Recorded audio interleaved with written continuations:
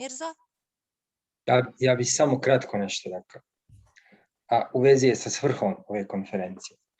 Jako je važno da što veći broj pripadnika dijaspore pogleda, odnosno čuje što je ovdje rečeno, jer mislim da su na jednom mjestu akumulirani jako puno argumenata protiv Otvorenog Balkana, koji oni mogu, pripadnici dijaspore, eventualno koristiti u svojim sredinama.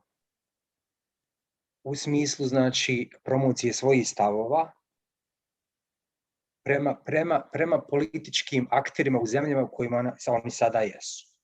Ok, ti recimo nisi državljanin Njemačke, ne glasaš u Njemačkoj, ali mnogo, u principu većina crnogorske dijaspore jesu znači državljani zemalja prijema. Znači oni imaju tamo neku političku težinu, rekao bi. Oni glasaju, mogu odlučivati svojim političkim predstavnicima i shodno tome mogu na taj način utjecati da se njihov glas čuje.